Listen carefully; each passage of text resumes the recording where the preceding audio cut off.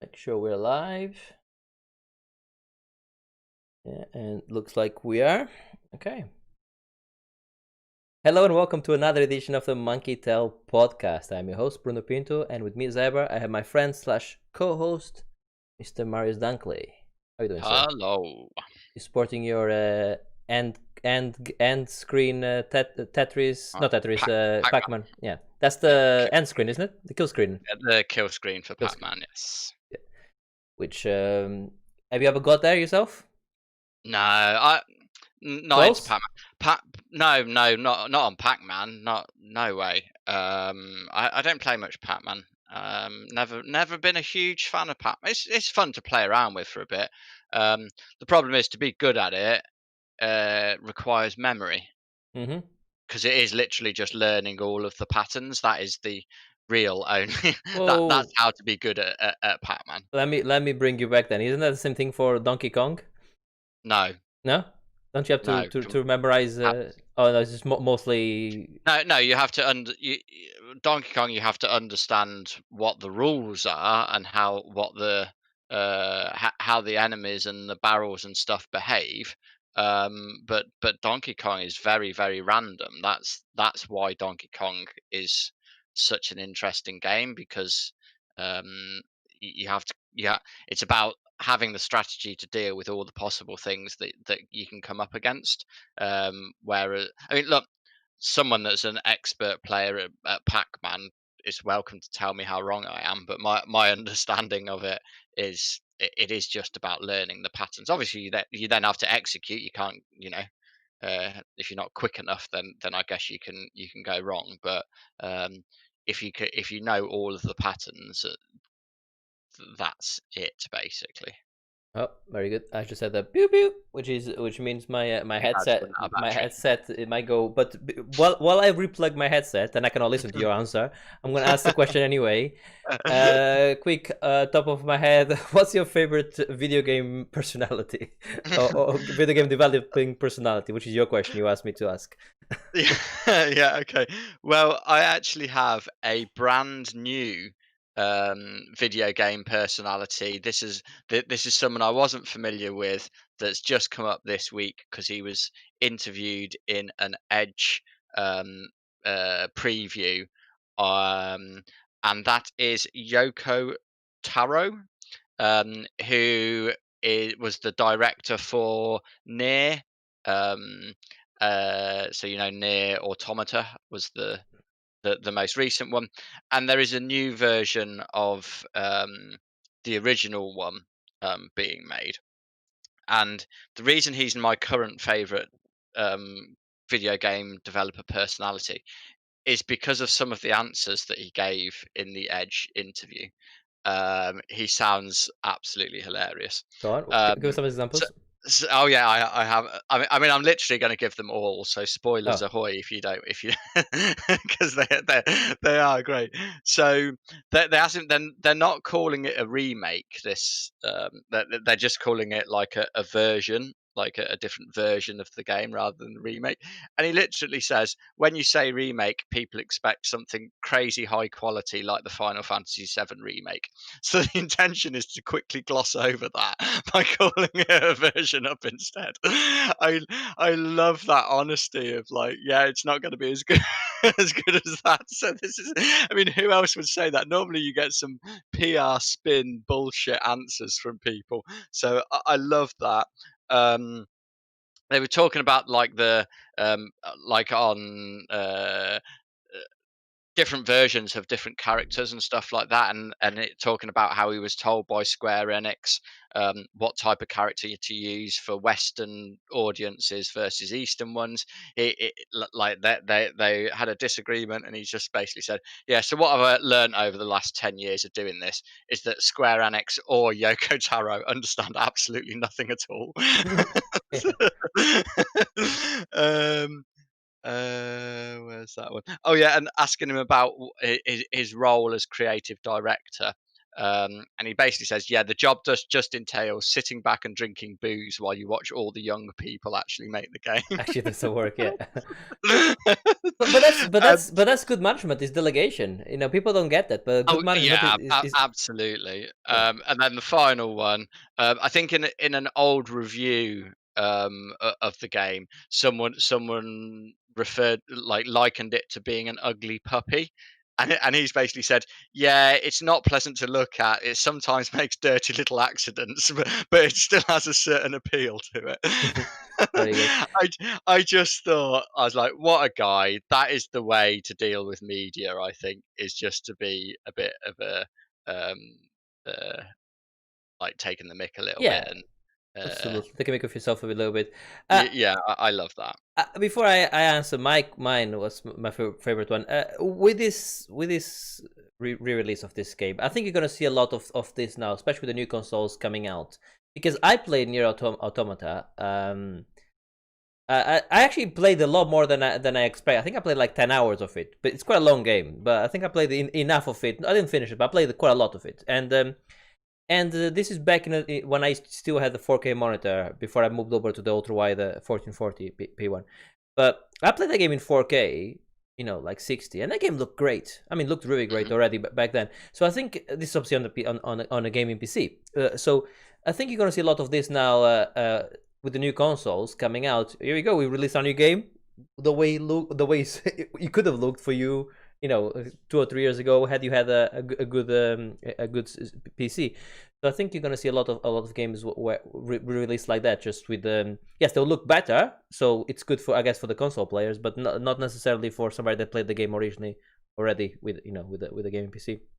But you quite like that game. I remember you was quite high on your top 5. I think. I absolutely love that game. It was absolutely phenomenal. Yeah, very Loved good. it. For me, to answer the question, favorite personality. That's quite a lot. But I quite like Todd Howard from Bethesda. I like how he just comes in and he's quite funny. He's a bit of a stand-up comedian almost. He just comes in and just makes a few jokes. I quite like the. I remember a few years ago when he was announcing, was it Elder Scroll Blades or whatever? It was the one on the phone. He goes like, you can play it one hand, so you can do whatever you want with the other hand. Little things like that, and I just, I mean, it's a cheap little joke, but I quite like it. So again, I suspect it's a bit like the guy you just said, whatever his name was. I forgot his name already. Yoko Taro. That's it. That's close. Yoko Rosso was close. He Todd Howard, I'll imagine, is more the big vision person, like on top, like this. I wanted to. He probably, I suspect he does very little of the code or of anything. Just it's just more on the, I guess, on the director role. But I love his Fallout games. I mean, I haven't tried the 76, but Fallout 4 I loved, and 3 as well. As you played 3 as well, didn't you? Played it from beginning to end, didn't you? Yes, I did. Yeah. Yeah. Not your cup of tea, but well, you finished it, so.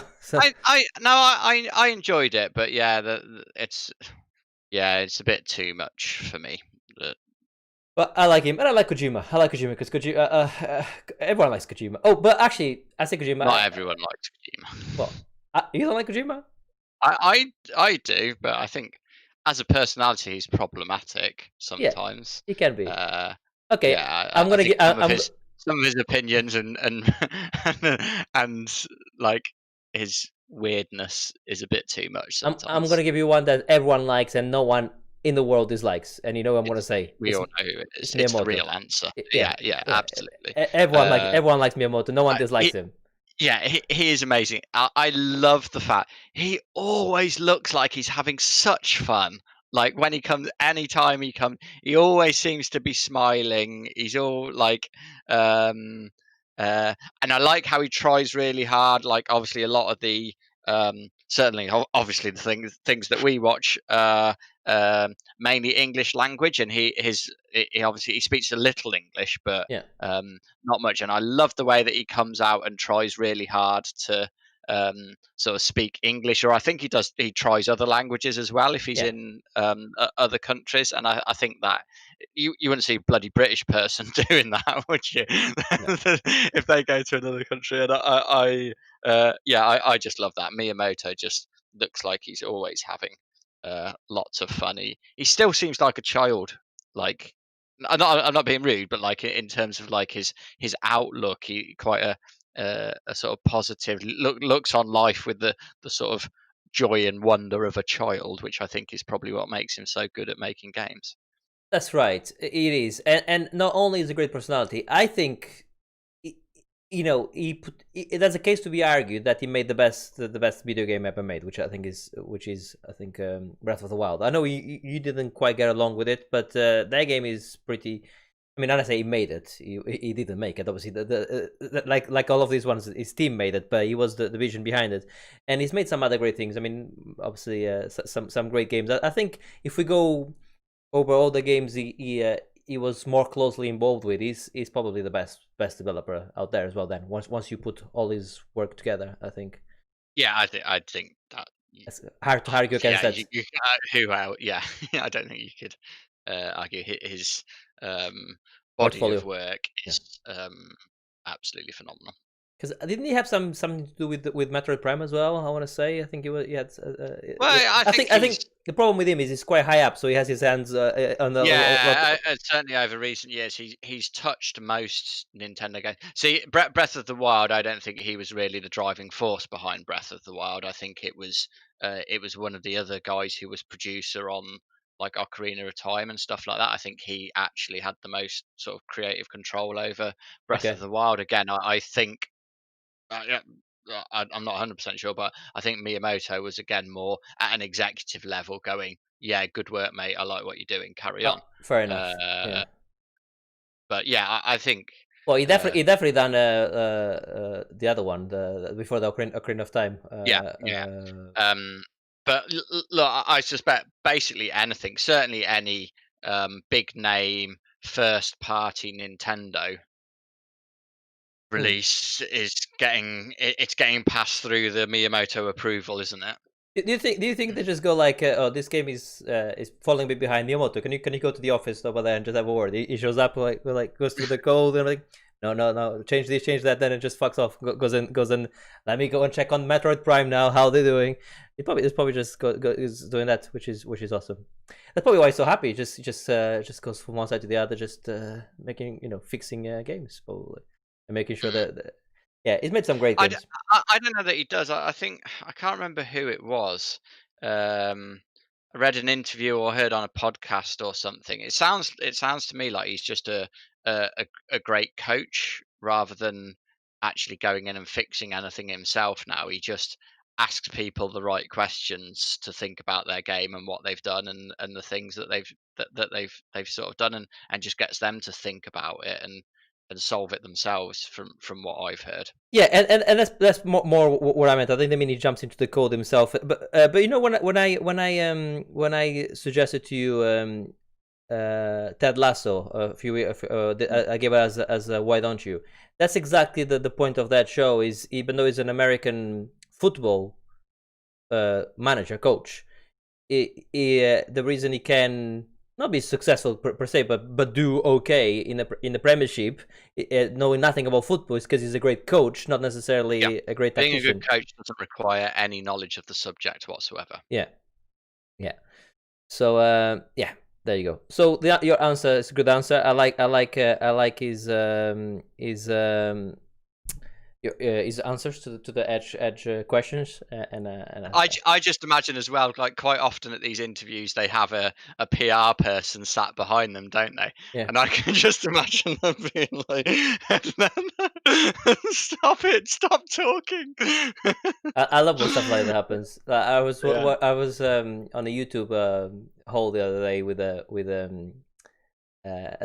acceptance speeches, like the funny ones. And Mhm. Ricky Yeah. Gervais, he goes to present a Grammy, and he just goes off thing, just stops looking like this, because he had won an Emmy the year before, but he wasn't there because he wasn't Mm. upset. Anyway, and they gave it to Steve Carell, so he's pretty much just starts going like, I'm going off. Look at them, they're all get worried looking at me. I don't care. No one knows me here. He just starts going proper at it. I love when people just go off script and everyone just goes like, Yeah. no. It's great. Right, let's that was the opening question, and let's move over to the that looks interesting, which is the part of the show, if I can get my notes back again, where we talk about the video game news over the last couple of weeks. Before we move over to yours, I just want to touch up. See, we had two new consoles released, PS5 and Xbox One X, all getting great reviews. All the thing that most people are saying is, "Wow, these load times are really fast," and oh, the ray tracing looks great, or oh, the graphics look amazing, and oh, they're so quiet. And to all those people, I want to say, welcome to 10 years ago on PC. How's it going? Okay, so maybe not 10 years ago on ray tracing, but yes. Oh, these SSDs are fast. I know. I'm doing a disservice. I know they're fast at the Gen 4. They're even faster than, say, what I have on my PC. But it just makes me laugh. From what I'm hearing, the actual star of the show appears to be the new controller for PS5. Yes, the DualSense controller. That seems to be the most next gen thing about this gen so far. And people, I'm hearing it's not just a gimmick. It's like it actually does make a difference. To playing the game. So I'm really, it's such a shame that we haven't had the chance for any hands-on, like any live shows. I'd love to have had that experience myself. I'm a bit of a controller snob. I like controllers. I do go for the offset sticks, as has been widely publicized on this podcast before. But I might actually go for the normal. Well, I don't have an option. I'll have to go for that option. But I'm really interested to trying it. And they did one thing finally, at least, which is they made the controller bigger. It was too small before, I think. For me, I know there's different sizes of fans, and I don't know what their demographic is in terms of if they did some. Our demographic is this to this age or this genre to this genre. I don't know if they did that and they came up with this is the perfect hand size for people. Maybe I'm the problem, but I always thought the PlayStation controller was easily 50% smaller than it should be. So they kind of like it's slightly bigger now, so probably closer to the size of the Xbox controller, which makes it the perfect size, I think, now. But yes, the haptics on it is the big change, and it doesn't surprise me because if you have an iPhone, which I'm sure you do, I don't know which model you have, but what they do with haptics on that, with the small haptic engine in the bottom of the phone, is they can make like sometimes you're sending a message and it does feel like the message is leaving the phone, just little things like that. Haptics, you can make things feel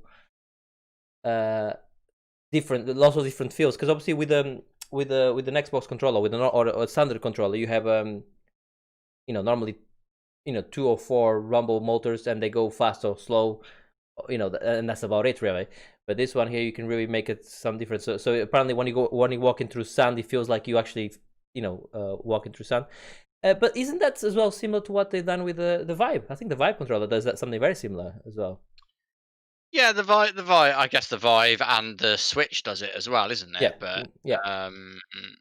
It sounds like this is next level. And and I still think, like, even with the Vive, it's still like a rumble, isn't it? It doesn't feel that.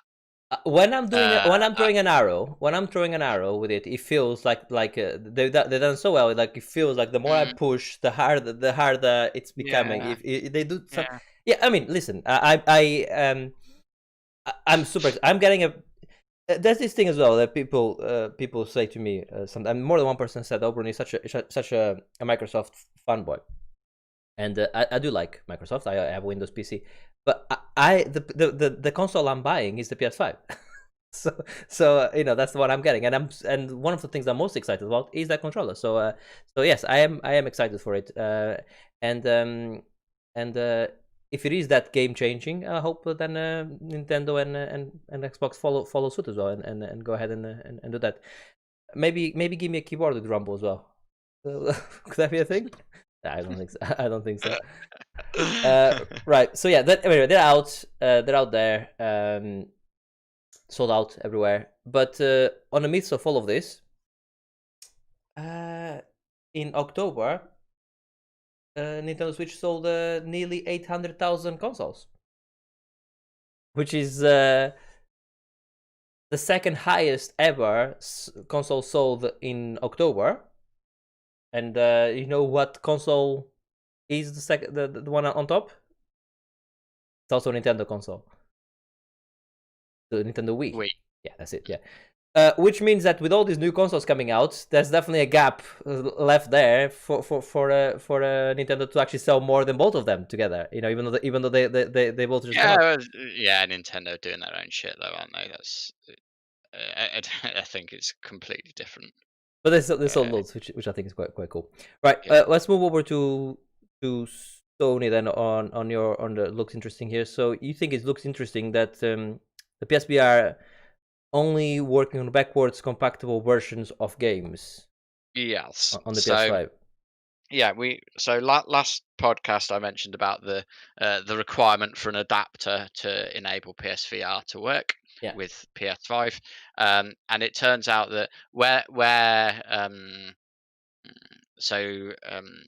obviously there are often two versions of games on PS5. If there's a PS4 version that you can play backwards compatible, and then there is the more shiny proper PS5 versions of some games. And it turns out that the PSVR will only work with the PS4 version of the game, not for the new PSVR. Sorry, the new PS5 version. Which obviously, me and you had a quick chat about this pre-podcast, and you made the point that you can understand why that happens. And yes, I can understand as well. Obviously, you have higher refresh rate, higher resolutions, etc. on the PS5 version, which the PSVR potentially wouldn't be able to handle. Yeah. So I get that, but for me, again, it's another thing that makes me question whether PSVR is now dead. That they're not supporting it on the new versions of games, even if they you would have thought, yeah, if the main, because there are obviously PS4 games that will run better not through the PSVR. They're obviously higher resolution output when they're not on the PSVR, so you can have two versions of the same game running. So and it does beg the question, basically, if they're not running on PS5 versions, well, is anyone going to be making any PSVR games anymore? Yeah, I see where you're coming from. I don't think VR is that. I think far from it. But I think a light on. I think I have a prediction to give you. Yeah, because obviously Microsoft hasn't got any support for VR at the moment, right? On their old or the new generation. I think both companies are seeing the future of VR on what Facebook is doing with Oculus, with the standalone devices without wires. So I think that they're both seeing that as the future, the inside out tracking. So I suspect the next PSVR version is going to be similar to that, inside out. I don't know if it's going to be. I'm not sure if it's going to be completely a standalone, but I think it's going to be.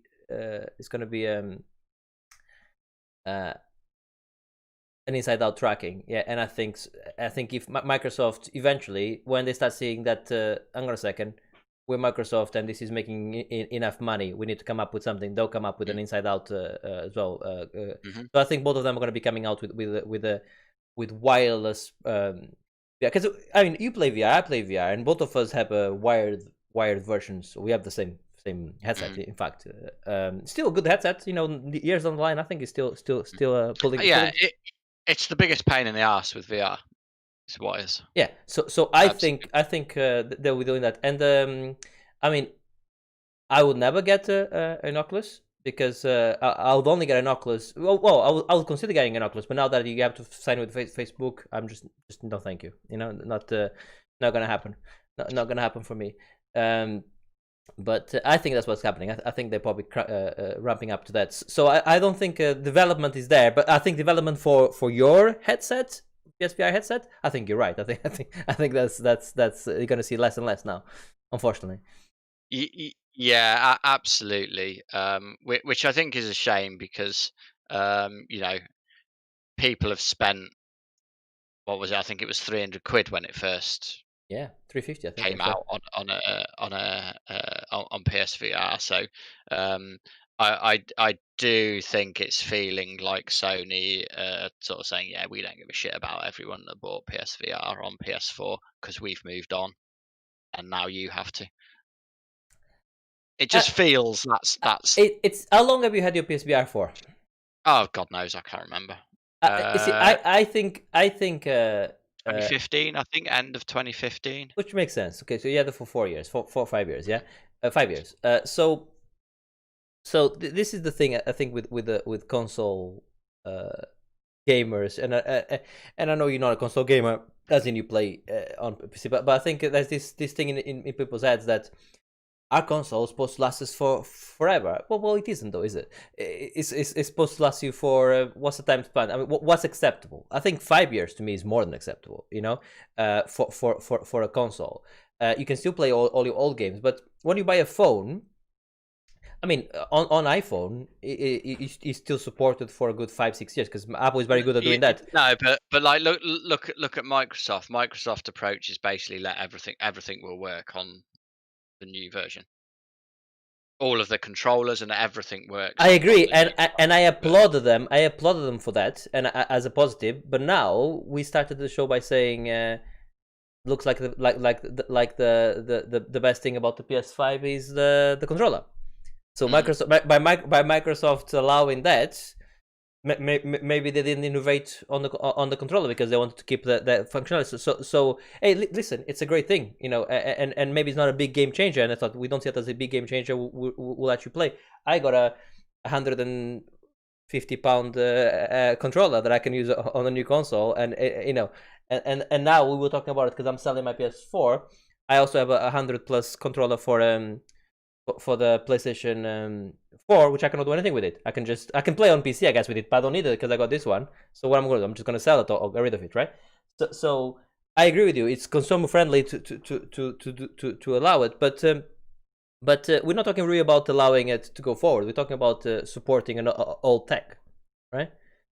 So when a new game comes out for the iPhone now. By the way, I got because I got a new phone. I got Arcade back for 3 months for free, and there's a Pathless here, which I'm gonna be reviewing soon. But I'm gonna be playing it all on the iPhone. I don't know if that's gonna be any good on the phone or not, but that's how I'm gonna be playing it, or maybe on the Apple TV. We'll see.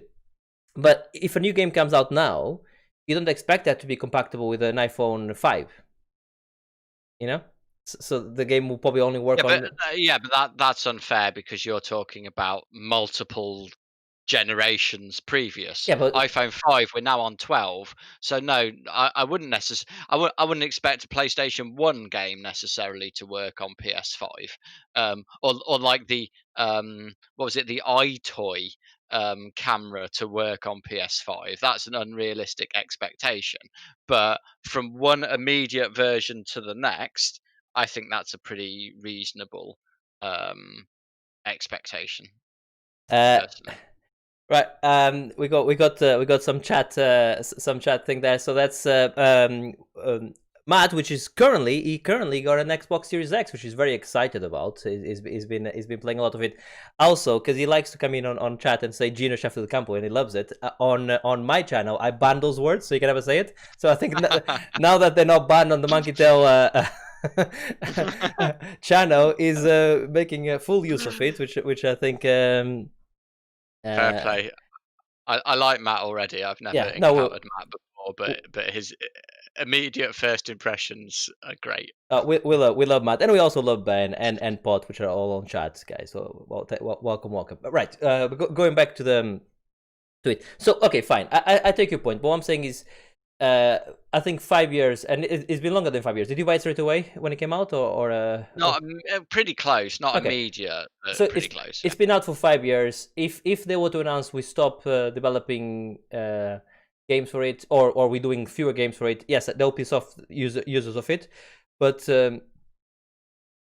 from a business point of view, it's 5 years.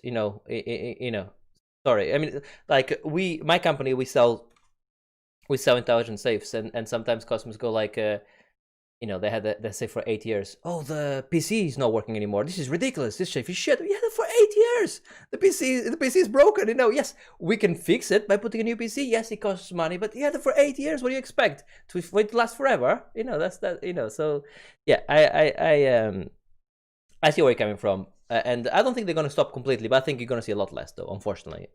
Yeah, absolutely. Yeah, because if they haven't found a way to make PS5 versions work with it, it's just not going to happen, is it? Until there's a new headset, which at least and then they'll make for the new headset. with our headset, with Vive, I've had the Vive now for, it must be going on for 6 years at least, right? I've had it for now. Mm-hmm. I had it before you PSVR, didn't I? Yeah, a good period of time before. Yeah, because we used to record the podcast and do VR afterwards. Yeah, remember when we did the happy times? Stop talking, nobody explodes. So that was awesome. Yeah, that was so good. So I've had my headset for let's say 7 years. I reckon 6-7 years. I've had the headset for, and I can still, most new games that come out, I can still play on them. Yeah. Okay. Yes. The screen door effect is a lot higher than some newer headsets, and there's some new headsets that do have a few other nice bells and whistles, but it works fine, and that just shows that's PC gaming. Sometimes things it can last.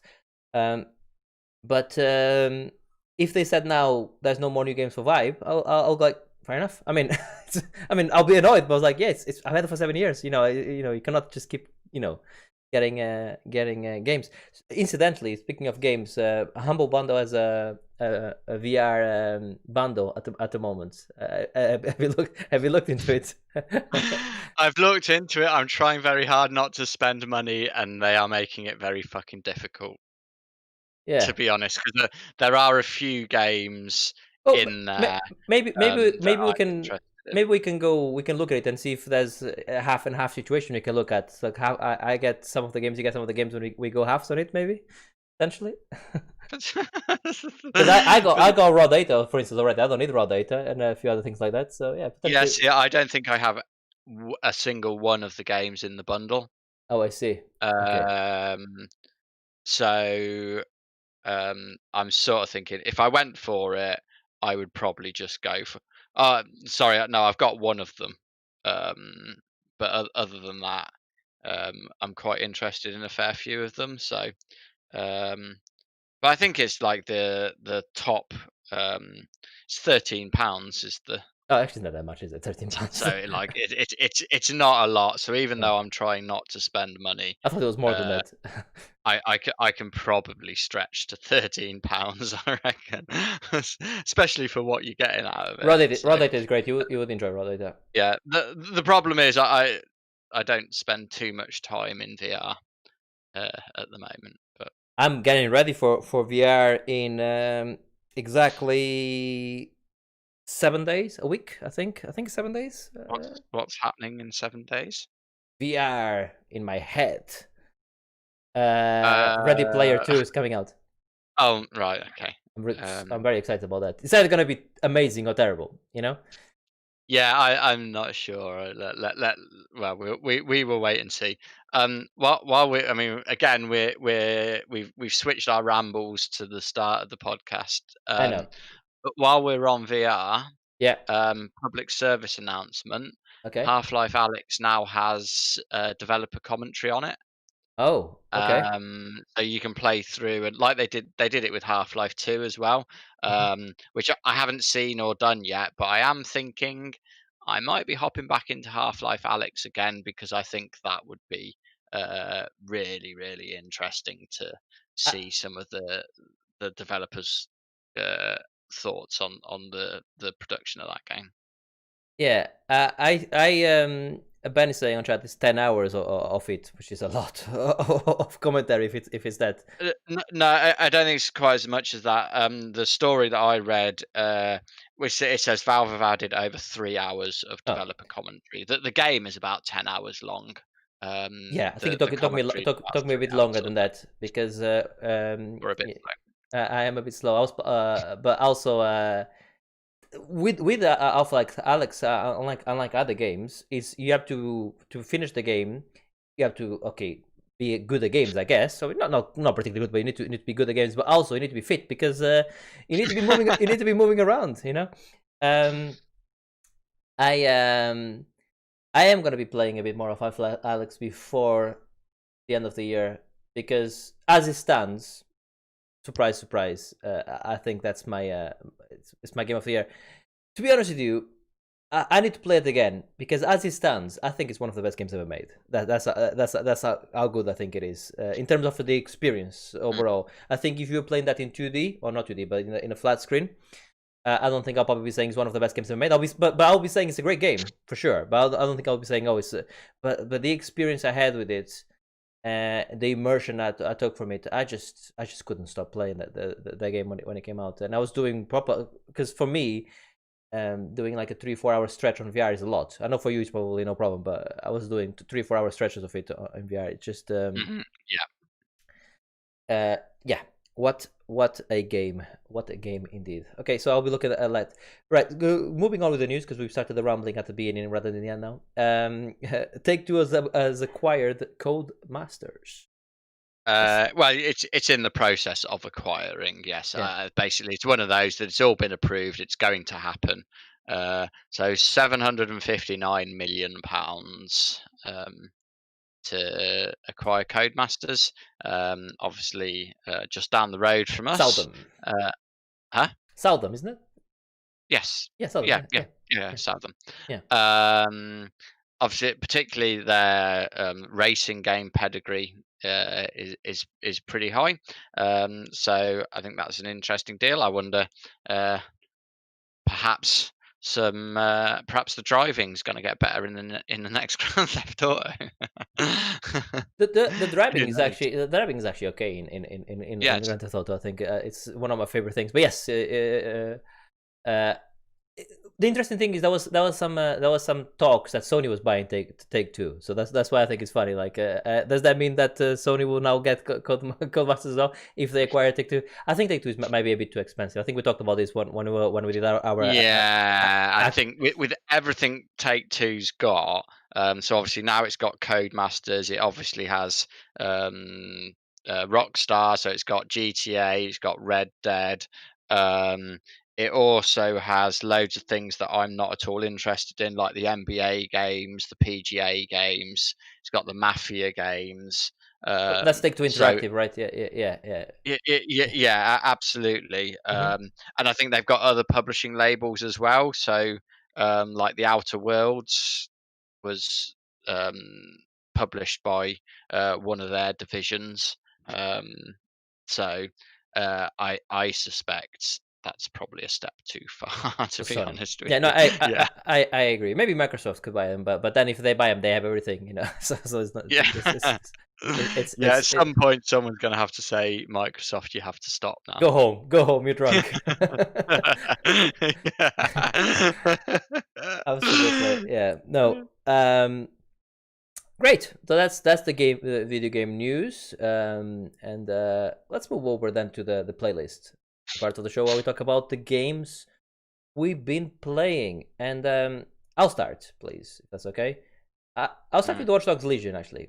I played a lot more of that. If you remember on the last podcast, I said I am not gonna play it until they fix whatever issues I was having. I don't remember. I was surprised to see it on your list. Literally hours after the podcast finished, they released a patch. Right. I played the game and I didn't have any more issues with it. or well, yes, bugs here and there, but hey, this is a big open world game. It's gonna get bugs. So I'm on that place where I hadn't played. I didn't finish, by the way. I reckon I'm 70% done, maybe You know. I always assume you didn't finish the game unless you specifically tell me you have. Correct. I don't. That's one of the things that changed about my personality in video games is that I don't feel the need to finish a game anymore. Sometimes I'm like, yeah, I've had fun with this, and I'm good. I'll do that more often than not now. I haven't finished it. Am I going to go back to it? I don't know, but I played a lot of it. 20 hours easy of that game. So it's not like I didn't play it. That game is fun. That game is fun. So you have the thing where you can hire, not hire. You can bring anyone into the resistance. Any NPC, even though they're not NPCs, because the NPCs until you playing with them, then they become PCs, right? But quickly you realize there's only X amount of types of them. There's the builder, which can summon a transport drone. There's the spy, which has a spy car, which you can turn the car invisible, which is quite cool. So with all of them, you press the D-pad down, and you have like a radio menu where you can just select their perks, and depending on what they are. Assassins have you have like hitmen that have access to high power rifles and stuff like that. So all of them and different movesets when it comes to fighting and to take takedowns. So all of them have different things. Some of them are like drone experts, which means that drones they can hack drones faster, and drones don't attack them and stuff like that. So all of them have their different perks, and you quickly realize, remember that game a while ago, Scribblenauts. Is it Scribblenauts? Yes. What's the problem with Scribblenauts? Is you can type anything, you can write anything down. You can go like, oh, there's a fire in here. How do I pass that? You put fire extinguisher, you use the fire extinguisher on the fire, and then you finish the level. Yeah. You go over to the next level, and it's like water. How do I do this? You write boat, and the boat appears, and you go on top of the boat, and you finish the level, right? And then and you go like, this is amazing, and it is. Don't get me wrong. And then you go to the next one. And then eventually you write jetpack, and you realize, oh, jetpack beats everything. Because jetpack, pretty much solves 99% of the problem. Quickly realize that with Watch Dogs, the flying drone, the flying transport drone, beats everything. Oh, there's and with the spider bot as well. So there's lots of enemies there. Just fly over the top, drop the bot, go and get the information. Off you go. So solving certain problems becomes very easy with this. But what I like about it is, and remember when we played the Metal Gear Solid 5, and one of the things I liked was that you could go and take out compounds by every you want. You could go stealth, you can go full on shooting, you can do whatever you want, and you can just take them out alphabetical, clockwise, anti-clockwise, whichever way you like. This has that. You can go into a building, and you can go like, what, I'm just going to do this all with the spider bot. So you can go spider bot, and you can just take people out with it, and go through all the aircon shoots and just take them out like that, or you can just go in with a gun and just shoot them all. So it does have that. I think the story is good. It's a good story about like this dystopian, like London that's with lots of fake news and misinformation. A bit too close to home, I think. And the levels with the spy bot I quite like. There's one where there's this nanobot that they've stole this nanobot information thing, and you literally go into this building, and you actually have to physically go there yourself so you can inject the nanobot. So you have to, none of these cheats, send somebody else instead of you. And when you get there, you put the nanobots in, and you literally inside like a microscopic like I've seen the movie Ant-Man, like that type of stuff where you're going with this nanobot going through, and you see all the circuit boards and everything, and that was awesome. Actually, there's a lot of things like that. There was one where not with the nanobot, but with normal spider bot, where I was climbing I think it was the London Tower or the Big Ben, maybe. I was climbing one of the towers in London, and it was all of this platforming going all the way up to hack something at the top. The mini games are fun, The hiring anyone you want is fun, even though you quickly realize there's only like 10 different types, really. And then after that, you have maybe that somebody is a CEO. So if you have him on your team, you get more credits because he invests money for you. It might be that you have one who's a shopaholic. So when you buy clothes, he's got a discount card for buying clothes. However, one of his perks as well is he randomly buys stuff because he's a shopaholic. So that's a cool stuff. Like it's a perfect. It's like it's a 7, 8 out of 10 game. You know, like that type of game. It's fun. There's enough there to have fun. There's enough there to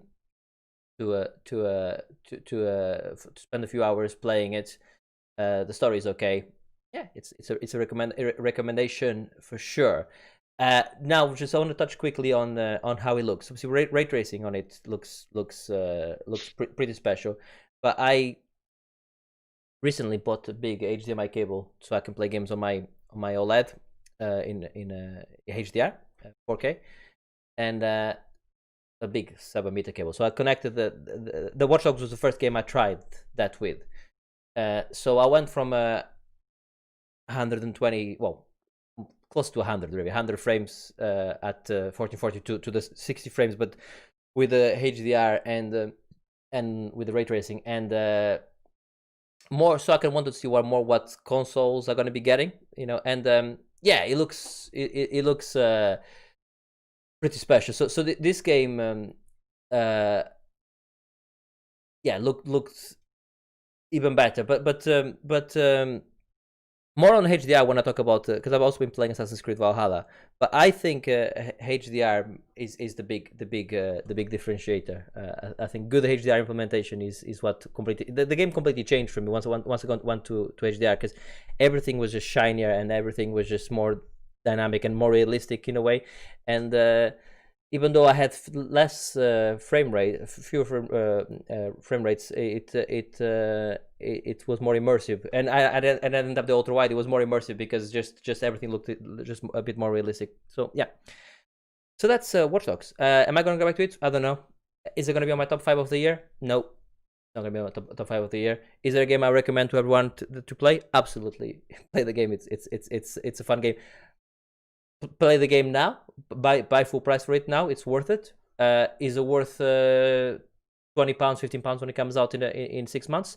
Yes, 100%. It's absolutely get it when it's at that price, because it's gonna be worth it. Yes, yeah. That's Watch Dogs Legion. Do you want me to move on to Valhalla straight away, just because it's go on? Yeah, get it done. So Assassin's Creed Valhalla, let me just start by saying straight away, it's not as good as Odyssey. Okay. So far. That's that done. All right. But it's great. How far in? How many hours? 30-ish. You've put 30 hours in already? Yes. Fuck. 30-something hours. You want to hear something more interesting as well? Yeah? Guess what percentage of the game I've completed in 30-something hours? Oh, 12. No, more than that. About 30. So it's about an hour per percent, it looks like. I think that's the thing that we're going for. 1 hour per percent of the game, please. Assassin's Creed Valhalla does not have ray tracing. So I was stuck with to tie in with Watch Dogs. It does not have ray tracing. But it could have fooled me. It doesn't have ray tracing. Because it doesn't have ray tracing, but if you told me this game has ray tracing, I'm like, yeah, I believe you. Because and that's the HDR. The HDR implementation on this is just the amount of times I just stop the character and just look around, like to pan the camera on. I'm like, bloody hell, this game looks great. I mean, truly great. So yeah, that game at 4K 60 with the HDR on, and they have a proper. Oh, by the way, both games have something which I quite liked, and more on that when I talk about Mass Effect Andromeda later. They have this HDR slider where you can select the brightness of your TV, which is very important when it comes to HDR. They shouldn't assume all the HDR is the same, because spoiler alert, it isn't. And and if it's still not perfect, you can overexpose or underexpose the picture, so to try and give you a good, which is something that other games, especially Andromeda, which I was playing as well, which is obviously an older HDR game, not so much, which makes some things very, very dark. But anyway, so staying with Valhalla, when I first started playing the game, I was playing it and I was enjoying it, because you started in Norway, you're a Viking, right? And I was playing the game, and I was you start like by doing a bit of fighting, and then you do a raid straight away and stuff like that. I'm like, this is a fun game. It's not an Assassin's Creed game, because I'm not an assassin. I'm just I have an axe on my hand, and I'm going around and I'm smacking people around. I've done no assassinations for the first 3 hours of the game, at least. Yeah, I'm like, this is not an Assassin's Creed game. And then not a big spoiler to say, you do not start as an assassin. Unlike every other Assassin's game I played, which you start as an assassin, you do not start as an assassin on this one. You get recruited to be an assassin. So you start. You not even have your the famous blade. You not even have that to start with in the game. I'm not gonna say when it shows up, but it comes. The jump you do, the leap of faith. You don't do that either. So the first high point I went to synchronize. I'm like, oh great, I've synchronized. It looks great. Norway looks amazing. Jump down, kill myself. I'm like, what? What the hell is this? What is this rubbish? Where's my leap of faith? You get the leap of faith much later on. So you don't start as an assassin, but then you start becoming an assassin through the story. But quickly, and again, I don't think it's a big spoiler to say, quickly you leave Norway. Within a couple hours, 2-3 hours, you leave Norway onto England. Very much you're coming back, because there's so much stuff in Norway that's too high level for you to deal with. So you know that you're gonna come back at some point. And by the way, you can come back at any point you want. But then you start in England, and you kind of like start a settlement. And with the settlement, you kind of as you do raids, you get resources, and then you can use those resources to build different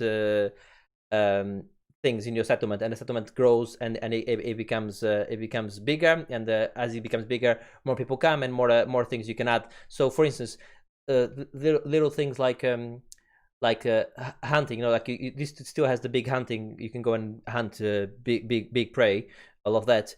That's not available from the beginning straight away, because you need to get your hunters lodged first, so that they can give you the missions relating to that, and other things like that as well. So you kind of like build it. So there's this town building aspect, even though everything already has their specific place to be. So it's not like you can pick, I want the hunter lodge to be here. It's whatever it's going to be. But you kind of like, so you have to go into raids to start building up, and then you have to do alliances. You want to get alliances done with other. There's like 4 regions, and I was a bit disappointed straight away when I saw four regions, even though the map is huge. I thought you'd be 4 regions, as in England, Wales, Scotland, and Ireland. But it's not that at all, because this is that's not how it was at the time. So it's 4 big regions. It's like, I think it's East Anglia, Mercia, and a couple others like that. And I quite like as well that all the names are different, because they're the names, the olden time names before they became the names they are now. I think Leicester is Leicestershire or something like that. It's something stupid like that. So it's not quite there. It looks great. So England looks fantastic in it, and yeah, you're doing fighting Saxons and other Danes and other stuff like that on this, and I don't want to okay. That's that. You go to another area as well. There's another area completely, which is all inside your head, a dream world that you access by taking this drinking this potion that sends you into a sleep, and then you access. Let's just say, without giving any spoilers, this is Norse mythology, so you can guess where you go. But oh, you go. Okay, fine. You go to Ragnarok. Okay, so you have this all different area which you access in your dream as well, where there's missions and stuff as well, and literally another big map. So rather than making this huge map like they did in Odyssey, they have these maps all spread around. Like that's how they've done it. All looks great. The story is great. story so far is great. And and then the fighting gets better and better as you get more abilities. And as becoming more assassination abilities or more fighting abilities, the fight like Odyssey was the same. Odyssey, the fighting became better as the game progressed, as you learn abilities, and same goes for this one. So and you might early on you might have issues with somebody with a shield, but then you quickly get one where you just take the shield off. And there's another one I just got now, which I quite like, which is this ability where any weapon which is on the ground you can use quickly. So as you pass, you just, with this ability on, you just press, I think it's Y, and you just pick, say there's a lance, you just pick lance and just throw the lance at an enemy coming. So you can use the ground. The fighting is completely revamped. So rather than having the normal one hand, two hand, or dual hand, that's there. But now you can proper play. The two hand fighting is really clever the way they've done it with both triggers. You can even fight just with shields, for instance. You can have one shield on two shields, and just smack people with shields, for instance, if you want. So that's quite clever. The exploration is great still on this. They've added a bit more to it, so there's a lot more verticality in some of the levels. So you might have to go underground or over the top, and there's I think there's a lot more puzzles on this one than the other one. So a door might be barred, but the only way to get it is you need to put the perfect shot to this tiny hole in the wall that's going to hit a chandelier that's going to fall down, break a barrel that's going to open a door, that type of stuff. So they put a lot more puzzles into it. I'm loving it at the moment. I think it's a great game. I think as it stands, it will be on my top 5 at the end of the year. It's a fun game. You would like it. It's a perfect lockdown game because it's long, it's big, it's very big. Yeah. But why is it not as good as Odyssey? I think Odyssey, what I liked about Odyssey is the fighting. When you went to do the big battle scenes on Odyssey, because it was more like medieval. It's not really medieval, but you know what I mean. But the fights on it felt like I was playing, what was that game that game that was like 7 or 8 of them, Japanese game where you fight on the battlefield. Dynasty Warriors. Yeah, so 7 or 8. 7 or 800 Dynasty Warriors games. I think they've been going forever. Yeah. So, there's a new Zelda one, isn't there? I think on the way out. Yeah, Zelda-based Dynasty Warriors type game. But Assassin's Creed felt like that, like Dynasty Warriors. Like I felt like I was in the battlefield, and then you'll find like a big find like there's a big commander there, so he comes at you, or like shows up out of nowhere, like in the middle of them and pushes people away. I'm like, yeah, that's the guy I'm going, and you run towards him. So obviously I had that, which this one does not. This one is a lot more raid and just burn. And one of the things is when you're raiding, is burn the houses down, proper like destroy everything, like proper Viking style. But yeah, I think it's really good so far. I had another point I was gonna make. I completely. Oh yeah, sorry. The assassinations. Just quickly on the assassinations. The other one. There's the faction which is trying to get the hidden ones, the Assassin's Creed, which was on all of the other ones where you have to assassinate these members of this faction. So this is back on this one, but they've made a bit of a change which I quite like. On Assassin's Creed, you had loads to kill. I mean, like 48 or something, or 50 to kill, and this one seems to have a similar amount of them. But on the other one, let's say you found one, you discover the clues for one, and they're in X place, so you go and assassinate it. If you're good at Assassin's Creed, you could literally go up to him and just assassinate the person. That's it, he's dead. Mm-hmm. So you lose all the dialogue that potentially was there with that character.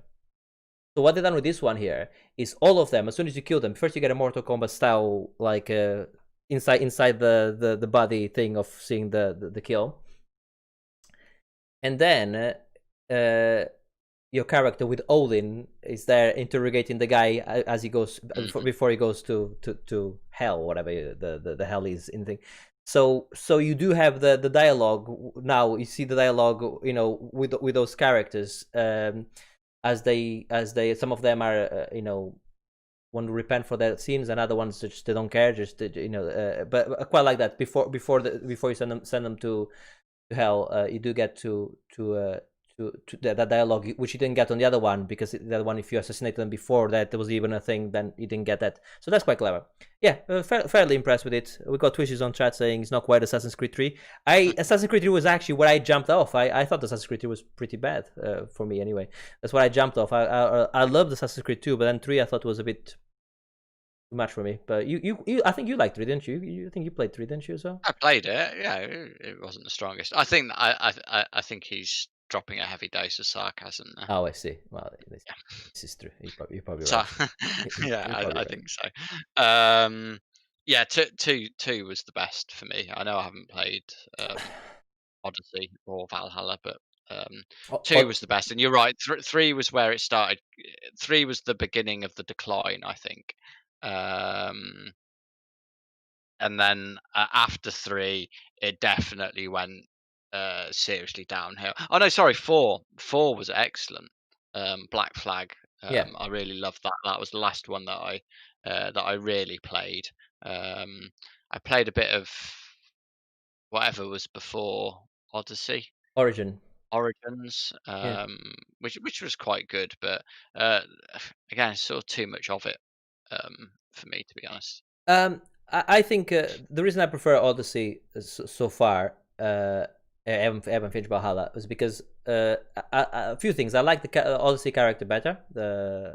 I forgot the name of the girl now, but I liked Alexandra. I want to say something along those lines. Anyway, but I liked her more.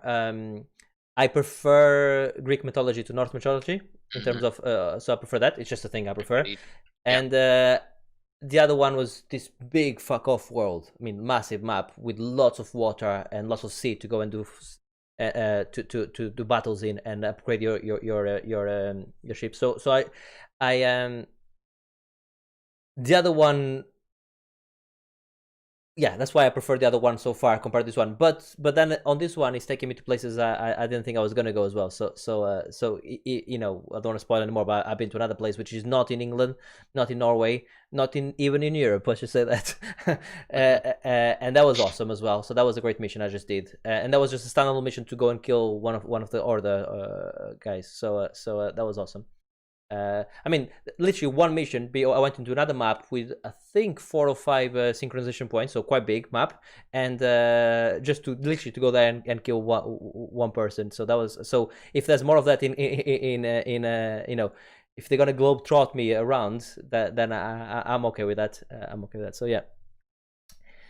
But yes. That's what I think about it. I think it's great. Let's move on to the games you've been playing. You've been playing the Last Day of June. I've heard of this game. Yeah, yes. tell us about it. Good. I think can't remember where I played it. I think maybe it was on Epic. It might have been one of the games that was given away free on Epic some time ago. Um, I mean, it's a short game. I understand it's only about 3 hours long. I've put about an hour into it so far, um, and I'm really liking it. It's definitely my sort of thing. So it's a 3D world. It's sort of it's like it looks like it's painted very sort of impressionistic style. So like all the trees just sort of dotted, painted leaves on there, sort of thing. That's how it looks. Um, you have characters. They they don't talk, just sort of make noises, and I think it's one of those things that gets across a lot of emotion and delivers things really well without having to use speech, which I really like. Um, it's a 3D world and with some sort of basic puzzle solving stuff there. It's a bit like a point and click adventure game almost. Um, but the chief setup, and this is obviously sort of done early in the game. Essentially, you know the game starts. You see. Um, the two characters, sort of a boy and a girl, or a man and a woman, and sort of sat on a bench together, nice sort of romantic sort of visit to the lake. And in the next scene, the guy is sat in a chair, and the girl is not there. um, and it turns out the guy is in a wheelchair. So that there's been an accident. Essentially, they were in a car accident. Obviously, the woman was killed in the accident, and the guy um, lost the ability to walk. And then the game, essentially, um, you replay that day from different characters' perspectives. That's clever. um yeah, and you can change what happens on that day. So for example, the I think, was it the first one, but what one of the characters is a little boy, um who has some involvement in the accident. And depending on what you do during the day when you're playing as him, you can change the outcome. So instead of him essentially causing the accident, he doesn't. Um, but it's this whole butterfly effect thing. He doesn't cause it. Something else happens that cause, so the accident still happens, although it's for a different reason. Which is the next character that you move on to, who was then the sort of person that was essentially responsible for the accident. So Yeah, I think that sort of whole butterfly effect thing, and things like everything has, all your actions have a sort of impact, is really really interesting.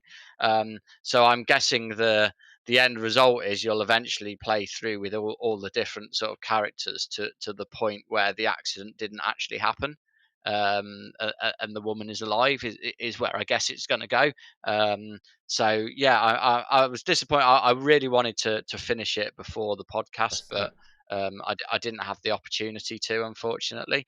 But yeah, I really recommend it. It's really good, and it's got those sort of puzzles. So let's see, one of them, um, you need to get a piece of rope so that you can climb down to somewhere.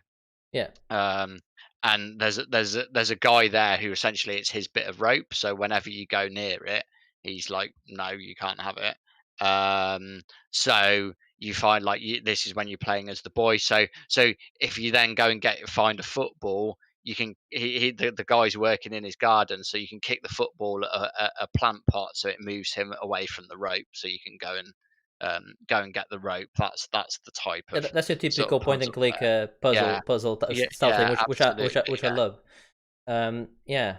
Uh, So I recommend it. You've probably got it on Epic, so I, um, I probably do. uh, I'll give it a show. I'll give it a go. The way you described it, remember a few years ago, I reviewed a game called Sexy Brutal. Remember what? yes, Yeah, yeah, where with that one was I think, was it a heist you had to do? But what happened with that one was there was a certain amount of time, and you had to move lots of different characters as well yeah. in time for something to happen, which was quite Yeah, clever. that sounds a lot more complex than this. This is just Oh, like one at a time, and oh, like, yeah, I don't. You don't have to get all these timelines going at the same time. oh! The other one It's was just, everything at the same time. Yeah, yeah, no, yeah. This is just you play each character sort of one at a time. But and yeah, I'm looking forward to playing the and also rest. I didn't want to interrupt you because you were making some strong points. But when you talked about the gibberish, the talking, but it's not Mhm. no words. It always reminds me of Brothers, which does a great job Yes. of conveying a story without actually saying anything, Mm. which I think it's something which is very clever. Right, and anytime we can mention how good Brothers is, I like to do it. The next game you've been playing was Visage. Visage. But have we lost you? We might have lost you. Yeah. Yeah. Maybe we lost Marius. We'll see. Oh no, he's back. He's back. Yeah. Uh, no, no, yeah, yeah. There's something that went. Something happened for a second. Yeah. Yeah, Visage, however you want to say it. Yeah, so this is a first-person horror game.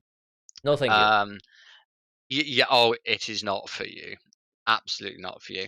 So it's very much inspired by PT, um, the Kojima sort of teaser for the Silent Hills game that never was. Yeah. Um, and it also reminded me a lot of Resident Evil 7 as well. It had a lot of similarities with that. Which, going back to last time's our Halloween podcast, uh, it was rather remiss of me not to mention Resident Evil 7 as a fantastic horror game. It should be right up there.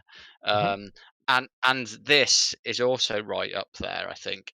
Um, so yeah, essentially, again, similar sort of thing. You play story from different characters, or you see different characters' stories through each chapter. So basically, it's all initially set in one single house where obviously lots of bad things have happened in the house, and it's your classic thing. Obviously, there's it's really dark in there. You're wandering around, sort of investigating. There's no combat whatsoever. You can't attack or anything. It is just a matter of sort of wandering around the house, investigating things that you find there, finding different sort of objects in the house, and essentially, it's your the only the sound design is excellent, which is obviously really important for a horror game. Um, and the only basically the you're in the house with the sound of your footsteps and the sort of creaking of the house, which does a great job for sort of horror games. Um, and essentially, you'll wander around, you'll find a particular object, which will start the chapter that's linked to that. So it tells different stories of individuals who have lived in this house. Um, and then you will sort of follow through that story to see what happens to that particular person. Um, and yeah, I think that visually it looks brilliant. Like I say, the sound design is good. I mean, it it is um yeah, it's a full on psychological horror game. It doesn't hold back at all. So I mean, this is the very first scene, so it's not a spoiler, but like right at the start, this is done in the first person. This is a cut scene, um, and you're obviously some guy. You're sat at a desk with a revolver, and you start slowly loading the revolver one by one, and you can hear sort of muffled noises behind Like you or to that. the side, Yeah. and there is a family tied up. I'm presuming your family. So you've got an adult female, a young sort of, I guess, pre-teen boy, and then a toddler tied up to chairs with gags on, and you proceed to shoot them one by one in the head. What the hell? That is how the game opens. Fuck. Yeah. And yeah, literally, I was like, "Fuck, Yeah. that is." What a I was start. like, "Wow, you are really going for it here." Um, so yeah, they don't really hold back. Um, and yeah, it is generally a good horror game. It is pretty scary. I think there's a couple of great jump scares in there that they got. One in particular, they they got it really well. You know that thing where there's a jump scare coming, um, Yeah. but they just get the timing of it just right, and they just get it to the point where you're like, "Oh no, there isn't a jump scare coming," and then bam, they get you with it. Um, Does it look good? Because it's it's running on Unreal Engine 4. yeah, yeah, it does look good, yes. Yeah. I mean, it's one of those. It's a smaller indie game, so there are some issues. I had some things clipping through walls, and there's a couple of little bugs in there, but nothing too bad. Um, and like there's a sanity sort of mechanic there, so if you spend too much time in the dark, more like I think more random bad things can happen and stuff like that. Um so I sort of quite like that. I think the inventory and the way the menu worked for the inventory and handling objects for me is a bit cumbersome.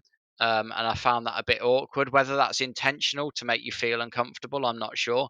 But for me, I just found it a little bit annoying. Um, and so the whole thing is you obviously just wandering around this house trying to find uh, objects and investigate things to sort of um, prompt the next piece of the story. And for me, it's a little bit too aimless and wandering around. If you don't find, like, it is essentially just wandering around the house until you find the right object to start the next piece of story. So I found that a bit aimless. There's a bit too much wandering around, not knowing where I'm going, until you find the right thing for me. Um, and there's a bit of trial and error in terms of the deaths, because although you can't attack, you can be killed, and that's pretty much an instant death type thing. And if you don't know where you're going or what's happening, so there've been a few times where I got killed, and the first time it was just like I didn't really have much um, much sort of way to avoid that until I already knew it was happening. But yeah, overall, I'm really liking it. This is definitely a top tier horror game. So if you're into that sort of stuff, So it's definitely give it a go. highly recommended. Then it's also out on the Xbox and PlayStation 4. You played it on PC, right? Correct. Yes, I thought when I saw the trailer for it, I thought, yeah, this is a PC game. Because of the visuals on there. I think obviously getting it to run at a higher rate and whatnot on the PC is good, and also because on PC I play with Your headset. the headset on, which I think for a horror game is the correct way to do it. Very good. I have been playing. Moving on to the last couple of games I played. I played these games compared to the other two. I played less of them, but I also played them. I've been playing Alien Isolation. Believe it or not. No shit. Yeah. Yes. Wow. I like the way you left that off the spreadsheet until you actually said it. Good work. Good Yes. work. This had to be a surprise. I couldn't just leave it there. So you knew I've been playing it. Yes. I played another hour or two of that. That game, literally, as I play it, I actually start feeling like hot sweat throughout the whole thing. That game. Okay, so I played a bit more of it. I don't know how far I am into it. I'm just about to. There's a girl which needs medical help, and I'm about to go back to. I need to get her some med pack or some from somewhere. And surprise, surprise, the fucking xenomorph is there. So I have to try so what I like. Okay. What in fact, let me start by what I don't like. The only thing I don't like about this game and any game of this sort is I don't like games that I don't mind that I don't have the power to kill the enemy. That's fine. Yeah. I don't like the let me go and hide inside this cupboard for a bit. Passing, it's going. I'm use the sensor. He's gone. Oh no, it's coming back again. Let me go inside. No, I haven't got time for that. Honestly, I just not for me. But not just this game, any game like that. Yeah, it's not fun for me. It's not fun. I mean, one time is fine, two times fine. When I do it, when I have to go inside the cupboard, literally like 7, 8 times in one section, where I'm not having fun. I keep hiding. Yeah, I can see your point with that. Yeah, it can be done too much. Yeah, I just keep hiding because the fucking thing comes, and I cannot do anything about it because I cannot destroy it. So I have to just keep hiding inside the cupboard. So that part I don't like. What I like though is every action they have on the game. They kind of like have this motion to it. So if you're opening a door, you might have to press this button and then push up or something. So it kind of like it forces you to do that motion, which I think, especially when you have something chasing you, it adds to the shit. How do I open that? That's very clever. Looks great. Sound design is fantastic on it. I mean, on that game, I think it's really good. And the story so far is excellent. So that's Alien Isolation. That's all I'm gonna say on it. That's what I'm gonna keep coming back as I play more of it. But I was gonna say, is there any chance you're gonna continue playing it any more of it? Yes, I'm gonna finish the game. No, he's gone too far. He's gone too far. Yes, I will play more of it, but I'll have grandkids before you've I don't like. finished that game. It was the same thing with Outlast. The thing I didn't like about Outlast was I did finish Outlast, incidentally, if you remember. But the thing I didn't like as well is like the fact that I don't mind the fact that you cannot kill the enemy. I don't mind if you have to run and then and do like a very difficult sequence to escape something. That's fine. I like that. That makes it. In fact, I think Outlast had the QTEs or something when you were running, like if I remember. Actually, I can't remember. Something like that. I remember there was big chase scenes where you had to get everything right, otherwise you dead. And if you die, you start again. Happy with that. No issues with that. It's the fact that and no issues with hiding inside the cupboard or under a bed or any of that. But if you're gonna make me do it 7 or 8 times within a period of 10 minutes, it's too much. Yeah, I think if you're spending 10 minutes in a cupboard, it's too much. I get that. Yeah. So that's my only thing. I don't like about it. Everything else, and what I'll say about it as well is, I played a few Alien games. This is the most Alien game. This is the most Alien game. This is the yeah. So that feels like the movie Alien, even though it's not in the same. It's not not the same story. It's great. So that's Alien Isolation. So that's a surprise there for you there. Sneak that in. And finally, since I've got this big 7-meter HDMI cable, I wanted to try the HDR. So I was like, okay, what HDR games are out there? Which ones do I have? I had quite a few actually, to be fair, which is good. And then Mass Effect Andromeda was there, and I was like, should I try this again? And I did. I think with Mass Effect Andromeda, first of all, yes, the HDR in the that hasn't got the exposure thing you can do on some of the modern games where you can change the exposure so much. In daylight, looks phenomenal. I mean, this is a 3-year-old game that looks as good as anything coming out now. Mass Effect Andromeda. In the dark, it's too dark. You can it's really too dark. It's fine when you have a flashlight and you're trying to find something. That's cool. It adds to the immersion. But when you're talking to somebody and they're pretty much completely, that's so dark. I think the HDR is not very well implemented. But then again, I believe this is one of the first games on PC that had HDR anyway, like support. So it's a very early HDR game. Am I gonna play more of it? Yes, I think so. I want to actually play it and finish it. I think I need to Final Fantasy VIII it. So Final Fantasy VIII was a game where I tried to start it a couple times and it's so fucking slow and I get impatient. And then I think I told the story before. I saw somebody. I was staying with some family friends and the kid there said, "Can you play on my PlayStation?" He played it, and then when I went out and when I came back home, he was playing Final Fantasy VIII a few hours into it, and I'm like, "What's this game you're playing?" Final Fantasy VIII. I'm like, "Oh wow, it's not that boring game I was trying to play, which doesn't let you leave school." So I think Mass Effect Andromeda, I just need to get over the beginning. The beginning is boring. I think it's a bit too boring. For me anyway. I don't know. It's not grabbing me compared like the other ones because he has everything that I like about it. It's space. It's sci-fi. It looks great. The shooting is actually not bad at all. So he has everything I like about this type of games, but something is not grabbing me. And the fact that when you first get to this big not Citadel, but the Citadel type thing on this game on Andromeda. Because you all go into different galaxies, right? To Andromeda. So you all go in these big ships that you sleep for like 600 years, whatever. And there's this big Citadel type place that they're building that now as a relay station, and then from there you should be able to go to different worlds to start populating those worlds in this new galaxy. So that's the whole thing. But when I first got there, I'm like, oh great, I'm here. This looks amazing. Give me my Normandy style type of ship and my crew, and I'm gonna fuck off and go and start doing some missions then, yeah, because that's what I want to do. No, calm down. Go and talk to everyone.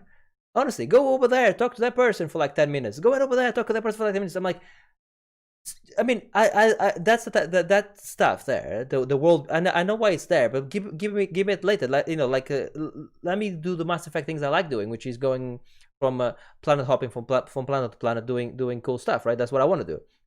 So I think I am going to persevere to make sure that because I think that is there somewhere.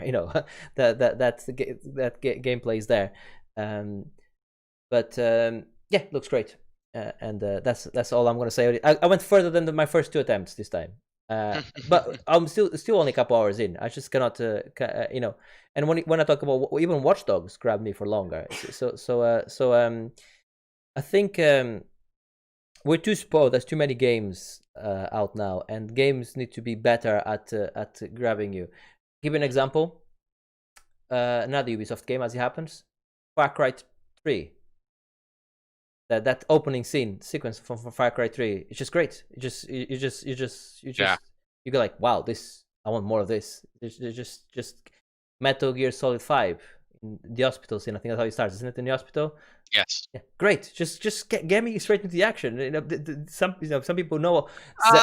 I would argue that Metal Gear Solid 5 is, quote, getting you straight into the action. That is not what is happening there. Okay, fine. Fine. But that's Metal Gear. At least I know what to expect from it. I guess Mass Effect is Mass Effect. It's exciting. It's not getting you straight into the action. And we didn't talk about it on the news, but we'll talk about it now. Not that I mentioned Andromeda anyway. There's a new there's a re-release of the first original trilogy that they're doing, where they're upping the graphics on them and they're and stuff like that. And I'm tempted. Unfortunately, it looks like they're only doing that. They're doing the graphics and the if they made some like Resident, I know this is the standard now, some Resident Evil 2 or Tony Hawk's Pro Skater 2 type of changes, I'll be more interested. Because I would be interested then. As it is, I'm not interested. I played it, done it, and let's be honest, it's all about the second one. Second one is the best one by far. But yeah, the first one is a bit is not as good now. I don't think it wouldn't be as good now. Yeah, the second one is flawless, I think, pretty much. You know, pretty much, yeah. I was on one of the group chats I made. Somebody said when they announced this release. I forgot what it's called now. It's Mass Effect, whatever. So the name of it, but it's like this trilogy. They said, "Oh, I hope they fix the ending on the second one, like the final mission on the second one." I'm like, the final mission on the second one is exactly. So I was like, what do you mean? The final mission on the second one is probably the best part of the game. What do you mean fix that? I thought it was great, that part. I mean, for me anyway. I love that game. I think the second game is phenomenal. So anyway, so that's new Mass Effect coming out. Am I gonna get it? Maybe. I don't know. Depends what they do with it. I wouldn't mind. I always say this and then I never do it. You know, I never played Mass Effect. The not Mass Effect. BioShock, the remastered edition they did. I didn't actually play that, even though that probably holds up still good. Actually, the BioShock. Didn't you play it not so long ago? Yes. Yeah, and that was. I did. Yeah, I played the remaster. Yeah. That does hold up still. Right. Okay. Let's move on. Let's finish this off then. Let's move on board to the why don't you? Okay. So Marius, you want to talk about? You say it.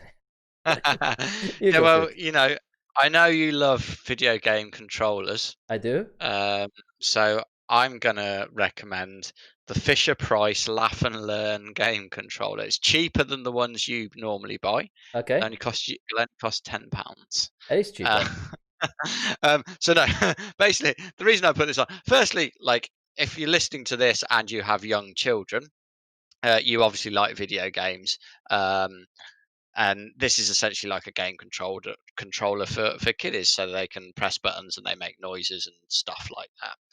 So we've had it for Steph for quite some time.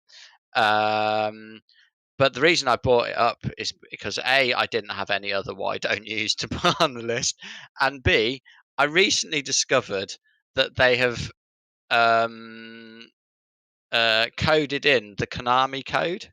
So if you input the old Konami cheat code that's famous in the world of video games, it actually does something on this bloody Fisher Price controller for kids. Awesome. Yeah. And I was like, literally, we've had it for months, and I was just dossing around with it and just started pressing buttons and just put the code in. I was like, oh, it does something. And I was just like, how cool is that they've actually bothered to put that in there on this sort of kids toy controller. I thought it was cool. And what is the Konami code? If you tell, for those of you that don't know the code, up, down, down, left, right, BA. There you go. And we got Smoke on chat saying that's a Christmas present sorted. I know for a fact that Smoke does have a young kid, and actually Matt also has a few kids himself. So so when you said for those of you that have kids, we have certainly a few here on the on chat. That sounds good. Also a good suggestion this close to Christmas. So there you go. I'm not sure if I recommended this movie before. I might have. I'm doing it again if I haven't, because I watched it again yesterday. I watched it again yesterday, and this movie is great. The Town. It's on Netflix currently, on UK Netflix. The Town is Ben Affleck's movie. He directs and stars in it. And I think we talked about it before. I think Ben Affleck is a better director than he is an actor. Not to say he's a bad actor, just he's a very good director. And this is based on true stories, but it's obviously a fictional movie. But it's about bank robbers in Boston, in Charlestown, where they there's I think per capita they're like they have the most bank robbers in the world in this area, and it's about this group of guys that rob banks, and then they kind of fuck up one of the robbers, as they always do, where kind of there's potentially a witness that could maybe identify them. So Ben Affleck's character goes like, "I'll take care of this. I'll go and spy on her to make sure that she's not gonna talk," and then kind of like becomes romantically involved with her, which obviously it's a problem. But that's just the beginning, really, and it's just a great, if you like movies like Heat and like heist movies like that, this is as good as Heat, I would say. Wow. Oh yeah, and I'm a big fan of it. Yeah. It's just it's just a great movie. It's 2 hours and 10 minutes, I think, long. Actually, the first time I watched it, I watched the director's cut, which is nearly 3 hours, and I loved it. So if a movie can keep it for 3 hours, this one is obviously the theatrical version is a bit less.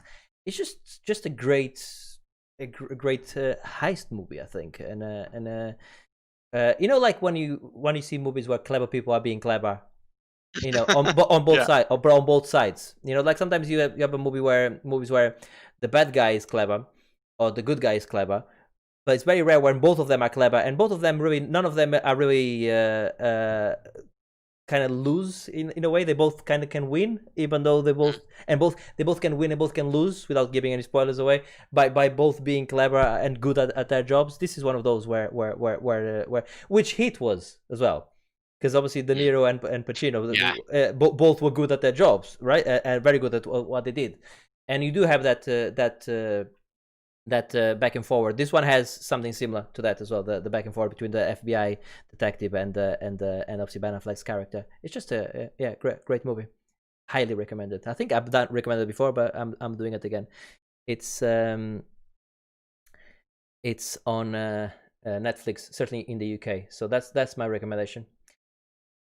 And I think that's it for the podcast, unless you have any other thing you want to add. I do not have anything else to add today. Being that we've started the ramblings at the beginning rather than at the end. So I think on the next podcast there's definitely going to be more Assassin's Creed.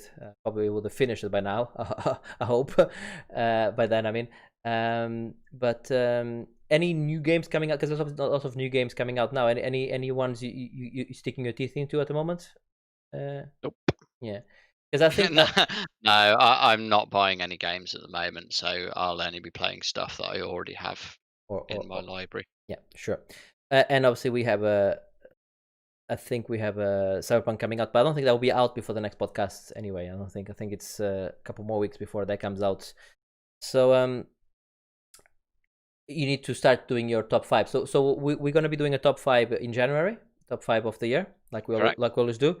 So for those of you listening or watching, you can start also writing your top 5 of the year, top 5 video games. And normally the rules we apply to this is very simple. Is the game has to be out, it has to be released this year.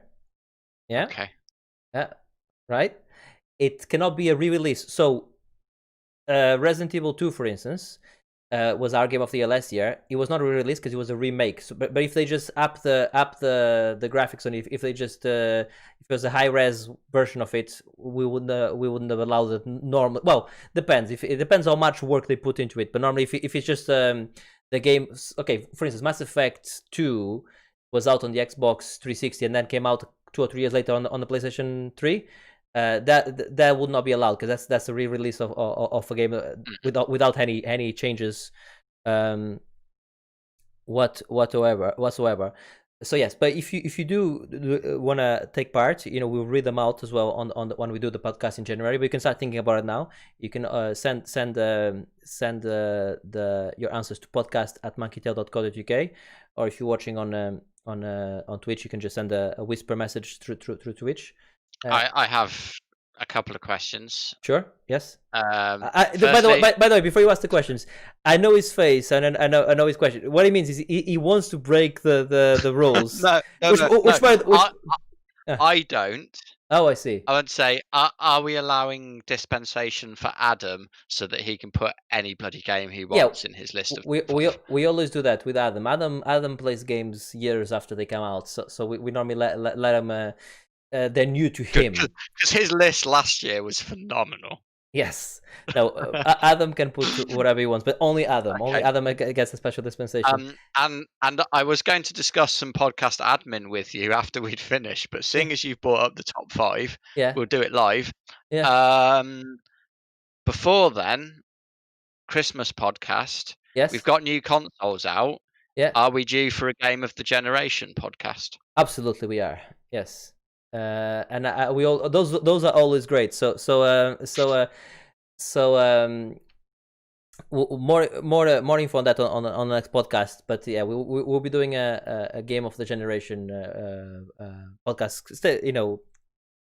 Stay tuned to on our social if we put something out for it. We normally don't use that very often, but we might.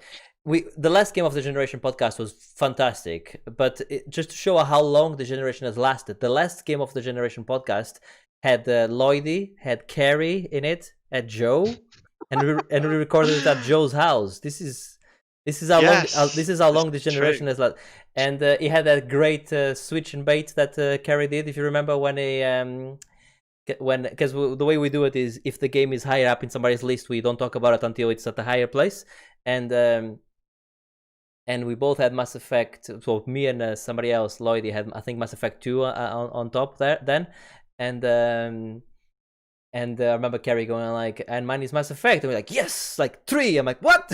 he went with 3. That was the bait and switch because. And when you think about it, I can kind of see his point. It's still wrong. 2 is better than 3, but I can. It was wrong at the time. Sorry, Carrie, you were wrong at the time. Maybe we can see if we can get Carrie, something for as a special. Maybe we'll see. Have a word. That would be fun.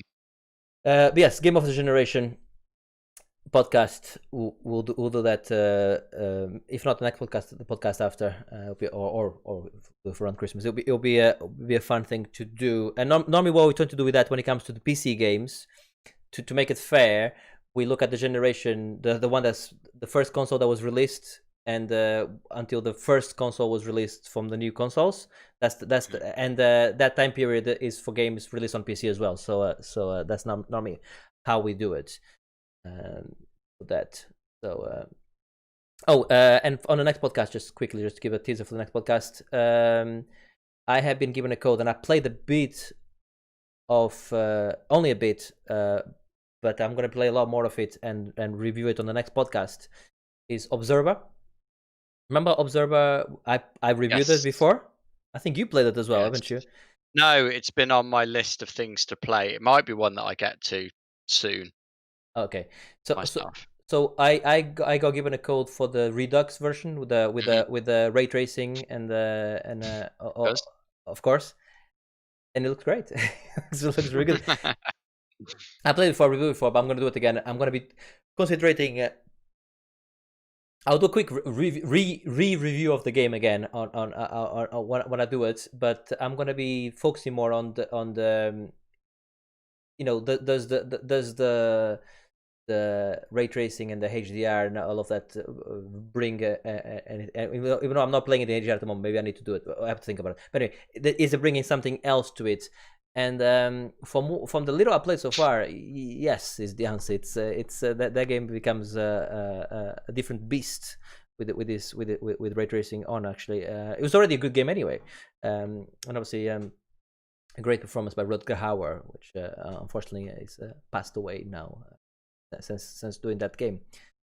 Not to do with the game, of course, but yeah, he's no longer with us. Right, okay, let's end it. Oh, 1 second, we got something on the chat. What's happening on the chat before I end it there? Have you played a game called Layers of Fear 1 or 2? I haven't played Layers of Fear. Have you played Layers of Fear? Well, you obviously haven't. No, I haven't.